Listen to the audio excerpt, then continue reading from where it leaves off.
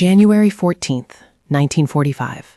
A frozen forest near Houffalize, Belgium. The air itself is a weapon. It's a physical weight of cold that seeps through wool and steel, brittle as glass. For Corporal John Davis of the 506th Parachute Infantry Regiment, 101st Airborne, every breath is a puff of white smoke. Every crunch of his boots in the snow, a gunshot in the crushing silence. The Ardennes has swallowed sound. The frantic roar of the German offensive has faded, replaced by the grim, methodical grind of the Allied counterattack. The landscape is a monochrome nightmare of skeletal trees and deep, pillowy drifts, scarred by the black wounds of shell craters. The smell is of pine, wet earth, and the faint, coppery tang of old death. Ahead, Sergeant Miller raises a gloved hand. The squad freezes, weapons ready, eyes scanning the broken terrain. There, a wisp of smoke, almost indistinguishable from the mist, curling from a depression in a snow-covered ridge. Not a chimney, too low, too dark. A German position, maybe abandoned, maybe not. You learn not to assume anything in this forest. You learn that silence is just the sound of the enemy reloading. They advance in a staggered line, ghosts in white-sheeted ponchos, moving with the practiced economy of men who have lived with death as a roommate for months. As they get closer, the depression resolves in a hastily dug-out command bunker, its log roof splintered and collapsed inward. An American 105mm shell has found its mark. The devastation is absolute. The snow around the entrance is stained a dirty, must-colored brown. Davis feels the familiar knot tighten in his gut. This is the cleanup, the grim accounting that follows every artillery strike. Miller gestures with his M1 Varand. "Davis, check it out. Be careful." Davis nods, his own rifle held low. He descends into the crater, the snow giving way to churned mud and splintered wood. The interior of the bunker is a charnel house. 2 German officers in field gray uniforms are slumped over a map table, their bodies broken and still. Another man, a radial operator, is fused to his equipment, his headset still clamped to a shattered skull. The air is thick with the smell of cordite, burned wiring, and something sickly sweet. Davis fights the urge to gag. He prods a body with his rifle barrel. Cold, stiff. He's about to turn and give the all clear when he hears it. A sound so small it's almost lost in the whisper of the wind through the pines. A faint, wet, bubbling sigh. His senses scream. He spins, rifle up, finger on the trigger. He scans the wreckage. Nothing. He takes another step, his boots sinking into a pile of debris and blood-soaked graycoats. And then he sees it. A flicker of movement beneath a collapsed section of the roof. He cautiously lifts a heavy splintered beam. Lying in the frozen mud is a German, but not a soldier, a woman. She's wearing the uniform of a knockered Heilefaren, a female signals auxiliary. Her blonde hair is matted with blood and dirt, her face a pale, translucent mask of shock. One leg is twisted at an impossible angle, the bone of her femur protruding from the torn fabric of her trousers in a shocking spear of white. Her tunic is a dark, spreading stain of red from a wound high on her abdomen. Her breathing is the sound he heard, a shallow, ragged gasp. For a moment he just stares. They've been told about the auxiliaries, the women serving behind the lines, but seeing one like this, in the middle of this butchery, is deeply unsettling. She looks no older than his sister back in Ohio. Her eyes, a startling blue, flutter open and try to focus on him. There is no fear in them, no hate. There is only a bottomless, soul-shattering ocean of pain. "Medic!" The word tears from his throat, a raw shout that breaks the forest spell. "Get the medic up here now!" His partner, PFC Russo, scrambles down into the bunker, his medical kit banging against his side. He takes one look and lets out a low whistle. "Jesus, Johnny, she's a goner." "Just do something," Davis says, his voice tight. Russo drops to his knees, pulling out a syringe of morphine. He finds a vein at her arm and injects the drug. He taps away the fabric of her tunic, revealing a jagged, gaping shrapnel wound oozing dark blood. He presses a battle dressing against it, his hands immediately slick and warm. The woman lets out a low moan, a sound of pure agony that seems to make the very air vibrate. "Pressure on this," Russo orders, grabbing sulfur powder for her leg. "We gotta get a litter. She's bleeding out internally. We move her, she might die. We leave her, she'll freeze to death before she bleeds out. What a choice." They work in a frantic, desperate rhythm, the sounds of their efforts, the rip of bandages, their own grunted commands and heavy breathing, filling the small, dark space. They manage to get her onto a canvas litter, the movement forcing a choked scream from her lips. The journey back to their lines is a surreal ordeal, a slow, stumbling procession through the deepening snow. With every lurch of the litter, her body convulses in a fresh wave of pain. Her eyes are open the whole time, fixed on the gunmetal gray sky. As they finally load her onto the back of a waiting Dodge ambulance, its engine rumbling like a weary beast, Those eyes find Davis's. Her lips part. A single rasping word escapes, a ghost of a sound in German. Bitte, please. And then the door slams shut, and the jeep lurches away, carrying her from one circle of hell toward the next. The ride is an eternity of jolting agony. Inside the ambulance, the reek of blood, sweat, and diesel fuel is suffocating. The German woman, Anneliese Schmidt, drifts on a gray tide of morphine-laced shock. Consciousness comes in jagged shards of sensation, the rough texture of the wool blanket, the merciless vibration of the floorboards through her shattered bones, the muffled shouts of men outside. Each bump and rut in the frozen road sends a fresh, incandescent bolt of pain through her body, a fire that the morphine can only dampen, not extinguish. She is a prisoner in her own broken form, her world reduced to the ceiling of the canvas canopy and the vast internal geography of her suffering. After what could be an hour or a lifetime, the motion stops. The rear flaps are thrown open, and the brutal cold rushes in again, followed by a cacophony of new sounds, the chug of a generator, the clatter of metal on metal, a low, constant hum of human misery. She is lifted out, the world a dizzying blur of motion, mud, and canvas. This is the 10th Field Hospital, a sprawling, temporary city of tents erected in a sea of mud near Bastogne, a place where the industrial-scale violence of the front line meets the frantic, desperate science of keeping men alive. She is carried into the triage tent. Here, chaos is organized into a grim, efficient assembly line. Corpsmen move with a weary urgency, their faces smudged with grime, their uniforms stained with the blood of 100 different men.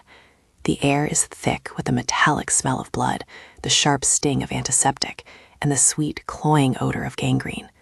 Wounded men lie on litters in neat rows, a silent testament to the morning's fighting. A boy with a missing arm stares blankly at the ceiling. Another man rocks back and forth, muttering a prayer. This is the butcher's waiting room. Captain Elias Vance stands at the center of it all, a man running on caffeine, nicotine, and sheer force of will. At 34, his face is already etched with the deep lines of a man twice his age. His eyes, dark and intelligent, miss nothing. For 3 days straight, he has done nothing but cut, clamp, and suture, fighting a losing war against shrapnel, bullets, and infection. He is the dam holding back a tidal wave of death, and he can feel the cracks starting to form. "What have we got?" he asks, his voice rough, not looking up from the GI whose chest he's examining. "Female POW, Captain," a corpsman, a young private named Miller, reports, his voice tight with a mixture of shock and professional detachment. "German signals auxiliary, multiple shrapnel wounds, abdomen, compound fracture of the left femur. She's in deep shock. BP is 60 over palp." Vance finally looks over. He sees the pale, still form on the litter. He walks over, his boots squelching in the mud-caked floorboards. His expression is clinical, his movements economical. He peels back the blood-soaked dressing on her belly. What he sees makes his jaw tighten. It's a mess, a through-and-through shrapnel wound, the kind that tears everything apart inside. He glances at her leg, at the crude splint applied in the field. He presses his fingers to her neck, feeling for a pulse. It's thready, fast, a hummingbird's wing beat. He mentally categorizes her. Black tag, expectant, the kind of injury that requires hours of surgery, multiple pints of blood, and a team of specialists, resources he doesn't have. He has a dozen American boys with a better chance of survival waiting in this tent alone. It is the cold, brutal calculus of battlefield medicine. You save the savable. You make the hard choices. Lieutenant Eva Rostova, the head surgical nurse, arrives at his side. Her presence is a small island of calm in the storm. "What do you think, Captain?" "I think she has about 30 minutes left," Vance says, his voice flat. "There's nothing we can do. Too much damage, not enough time, not enough blood. Make her comfortable." He's turning away, already moving toward the next patient, a corporal with a sucking chest wound, when a hand, surprisingly strong, clamps onto his wrist. He stops, stunned. He looks down. Anneliese Schmidt is looking at him. The morphine has receded just enough, her will fighting through the fog of pain, to grant her a moment of terrifying lucidity. Her blue eyes are wide, sharp, and filled with a desperate, urgent plea. Her lips are cracked and dry. She struggles to form the words, her voice a reedy whisper, her English thick with a German accent but brutally clear. 9, she rasps. "No, operate." Vance stares at her. "You're in no condition to." "Please," she interrupts, her grip tightening on his wrist. The effort cost her everything. A sheen of sweat breaks out on her forehead. "Let die." The words hang in the cold air of the tent. Private Miller, standing nearby, flinches as if struck. Lieutenant Rostova's professional mask slips for just a fraction of a second. Around them, the business of the hospital continues, but in this small space, time has stopped. Vance looks into her eyes and sees not just pain, but conviction. She has assessed her own situation with the same cold calculus he just did, and she has come to her own conclusion. She is begging him for the one thing his entire being, his oath, his very identity as a doctor forbids him from giving: an easy death. Bitte, she says again, her voice breaking, lapsing into her native German. Lassen Sie mich sterben. Es ist hoffnungslos. Vance feels a cold fury rise within him, though he doesn't know at what. At the war, at the waste, at this broken woman who is challenging the very core of his purpose. He gently but firmly pries her fingers from his wrist. He looks from her pleading face to the long line of American soldiers on their litters, their eyes silently watching him, waiting for him to save them.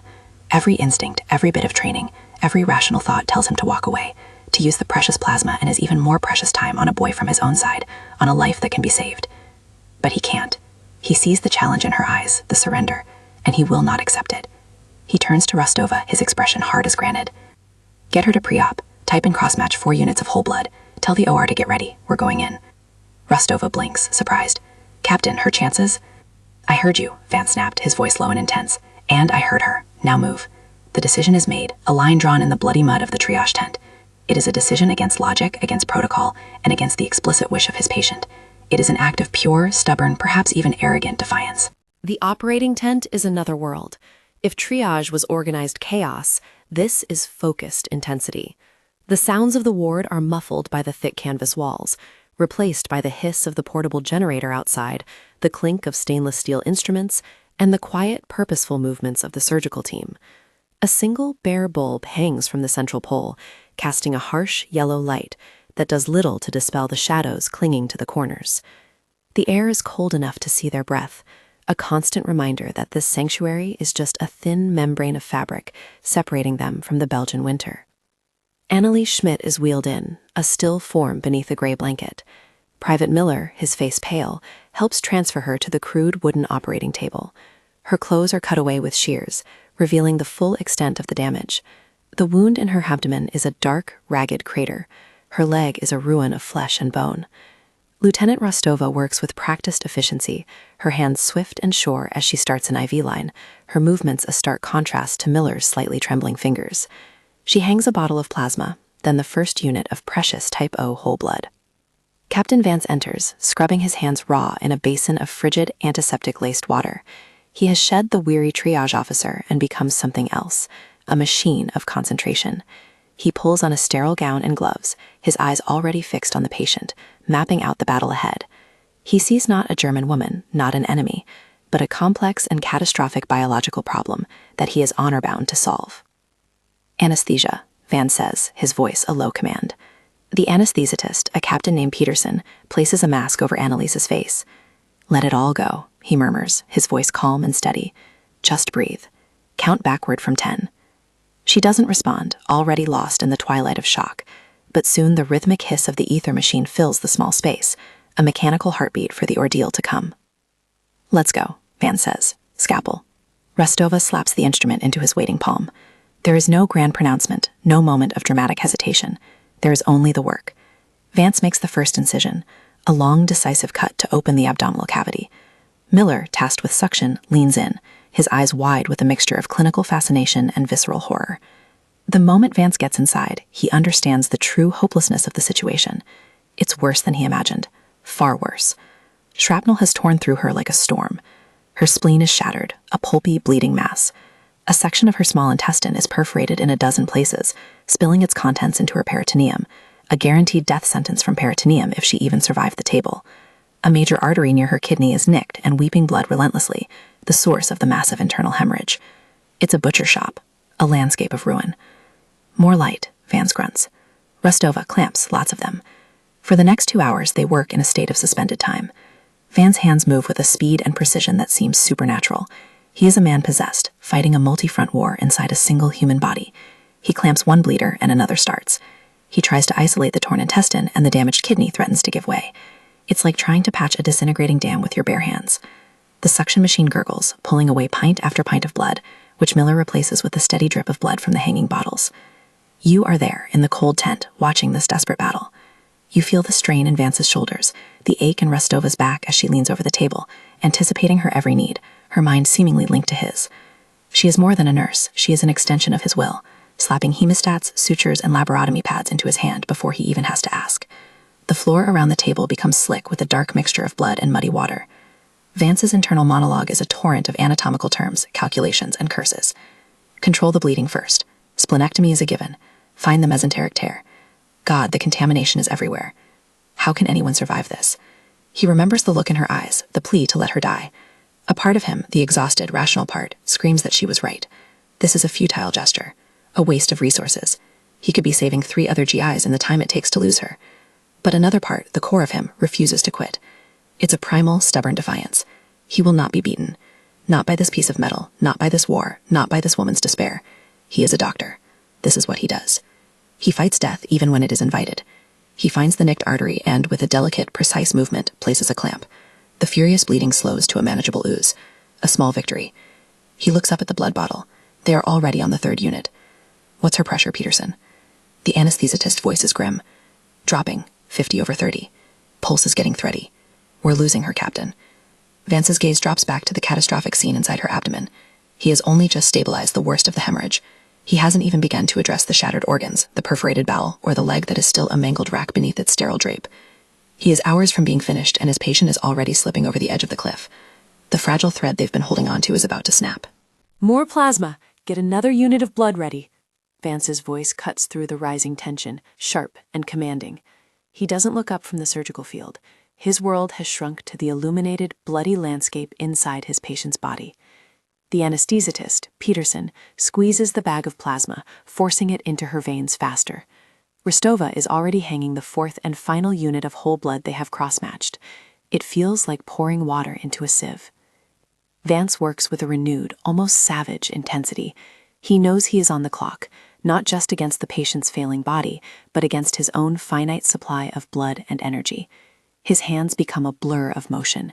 He performs the splenectomy, removing the shattered organ with a few deft cuts. He moves to the intestines, his fingers tracing the damaged sections, deciding what can be repaired and what must be removed.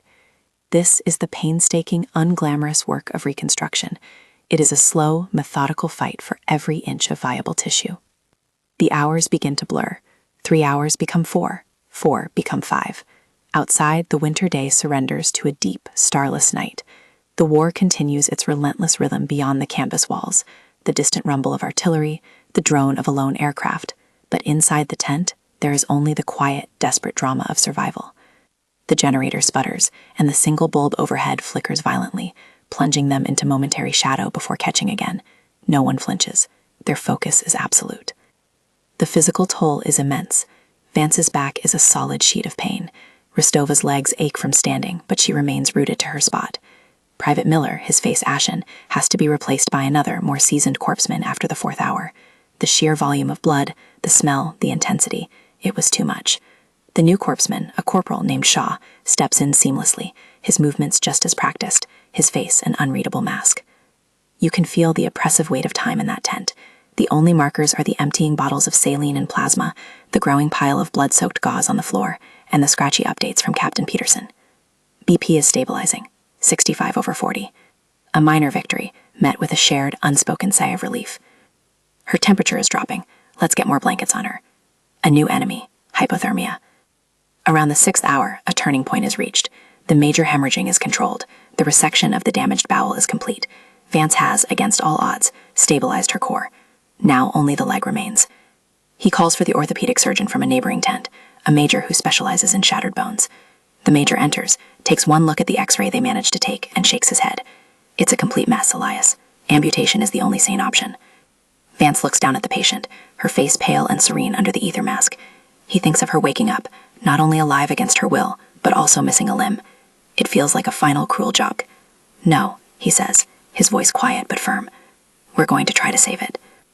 The major argues, citing infection risk, time, futility. Vance doesn't listen. For him, this has become more than saving a life. It has become about restoring a person, about pushing back against the war's fundamental logic of destruction and subtraction. He will not take anything else from her. So the second phase of the marathon begins. For 2 more grueling hours, the 2 surgeons work together, piecing together the shattered femur with wire and screws, a macabre form of battlefield carpentry. They debride the wound, cutting away dead tissue, flushing it with saline, and packing it with sulfolaze gauze. It is a slow, painstaking process, demanding a level of patience and artistry that seems impossible under these conditions. Rostova, ever vigilant, watches her captain. She sees the tremor of exhaustion in his hands when he pauses. She sees the way his shoulders slump, the sheer physical and mental cost of this monumental effort. At one point, she quietly places a cup of water with a straw to his lips, which he sips without taking his eyes off his work. It's a small gesture, but in the sterile, focused environment of the operating room, it is an act of profound intimacy and support. Finally, it is done. The last suture is tied. The final bandage is wrapped. Vance straightens up, his whole body screaming in protest. He looks at the clock on the tent wall. 8 hours and 17 minutes. A lifetime. The tent falls silent. The only sounds are their own ragged breathing and the faint, impossibly steady beep, beep, beep of the patient's pulse, amplified by a new monitor they had just received. It is the most beautiful sound in the world. They have pulled her back from the very edge of the abyss. They have stared into the face of death and made it blink. Vance strips off his bloody gloves and throws them into a basin. He feels a wave of dizziness, a profound, bone-deep exhaustion that is almost euphoric. They did it. They actually did it. But as he looks at the unconscious woman on the table, a disturbing thought intrudes. The surgical battle is over, but the real fight, the one for her soul, for her will to accept the life they have so brutally forced back upon her, has not even begun. The aftermath is a slow, quiet unwinding of tension. Captain Vance, moving like an old man, walks out of the operating tent into the biting cold of the pre-dawn air. The sky to the east is just beginning to soften from black to a bruised purple. He fumbles a cigarette from his pocket and lights it with a shaking hand, the flare of the match illuminating the deep carved exhaustion on his face. He doesn't feel like a hero. He feels hollowed out, empty. He won a spectacular, impossible victory, but he has no idea if it was the right thing to do. Inside, Lieutenant Rostova oversees the transfer of their patient to the post-operative ward. This is a longer, much larger tent, filled with row upon row of cots. It is a library of human suffering. Anneliese Schmidt is placed in a cot at the end of a row, just another broken body among dozens. She is no longer a German, no longer an enemy. She is simply patient 247, a name on a chart hanging from the foot of her bed, a collection of vitals to be monitored, dressings to be changed, and penicillin to be administered. Days pass. The Battle of the Bulge rages on, and new casualties fill the cots as quickly as they are emptied. Anneliese remains in a world of her own, first in a coma, then in a fog of fever and delirium. She is a passive object of care, her life measured in the rise and fall of her temperature, the color of the drainage from her wounds, the slow, steady drip of the IV fluid into her arm. Lieutenant Rostova becomes her primary keeper. In the brief lulls between new waves of wounded, Eva finds herself drawn to the German woman's cot. She cleans her wounds with a gentle efficiency, murmurs words of encouragement in English that the unconscious woman cannot hear, and straightens her blankets. For Eva, whose own family fled persecution in Eastern Europe years ago, this act of caring for a declared enemy is a quiet personal rebellion against the madness of the war. It is an affirmation of her oath, a duty that transcends uniforms and nationalities. On the 5th day, Anneliese wakes up. It is not a sudden, dramatic awakening. It is a slow, painful crawl back to the surface. Her first sensation is thirst, a dry, rasping fire in her throat. Her second is a deep, full-body ache, a phantom memory of the agony she endured, now muted by a steady dose of painkillers. She opens her eyes. The first thing she sees is the rough, brown canvas of the tent ceiling. She hears the sound of men groaning, a cough, a low murmur of English. The smell of antiseptic is overpowering. Her mind, sluggish and thick, begins to piece it together. The bunker, the explosion, the American soldier, the journey, the plea, Lassen Sie mich sterben, let me die. The realization hits her with the force of a physical blow. They didn't listen. She is alive. A wave of despair so profound it feels like drowning washes over her. They hadn't granted her the mercy she had begged for. Instead, they had dragged her back, chained her once more to this broken body, to this world of pain and loss. Tears begin to well in her eyes, hot and silent. They are not tears of relief. They are tears of utter desolation. Just then, Lieutenant Rostova appears at her bedside, checking the IV drip. She sees that her patient's eyes are open and focused for the first time. She sees the tears tracking through the grime on her cheeks. Eva's expression is calm, professional, but her eyes are soft with an understanding that goes beyond words. She doesn't say, "Welcome back," or "You're lucky to be alive." She knows those words would be a lie, an insult. Instead, she takes a small metal cup, fills it with cool water from a pitcher, and places a bent glass straw in it. She holds it to Annalise's lips. "Water," she says softly. Just that one word. Annalise stares at her. She sees the enemy uniform, the foreign face, but she also sees the simple, undeniable act of human kindness. This woman is not her jailer. She is her nurse. The water is not a trick. It is a gift. The war, the politics, the hatred that had defined her world for years, all of it evaporates in this small, quiet moment. There are no sides here. There are only two women in a tent filled with wounded men, and one is offering the other a drink. Slowly, hesitantly, Annalise parts her lips. She takes a small, difficult sip. The water is the most wonderful thing she has ever tasted. It is cool and clean, and it feels like life itself. As she drinks, she looks into Eva's eyes, and for the first time since the shell hit her bunker, she doesn't see a reason to die. She doesn't see a reason to live either. Not yet. But she sees a possibility, a flicker of light in the profound darkness. A week later, Captain Vance does his rounds through the post-op ward. The tent is quieter now. The front has moved on. He walks past the rows of men, checking charts, offering a word here and there. His eyes land on patient 247. Annalise is propped up slightly on her pillows. Her leg is in a complex assembly of plaster and pins. She's pale and thin, but she is watching the world through a flap in the tent, looking at the fresh fall of snow on the pine trees. She feels his gaze and turns her head. Their eyes meet across the crowded ward. There is no accusation in her look, no gratitude, no anger. There is only a quiet, somber acknowledgement. He, the man who refused her death. She, the woman who is beginning, just beginning, to accept his gift of life. Vance gives a short, almost imperceptible nod. He doesn't smile. He simply turns and continues his rounds. Another patient to see, another life to mend. The war was not over. But here, in the quiet aftermath of a battle fought with a scalpel and suture, humanity had won.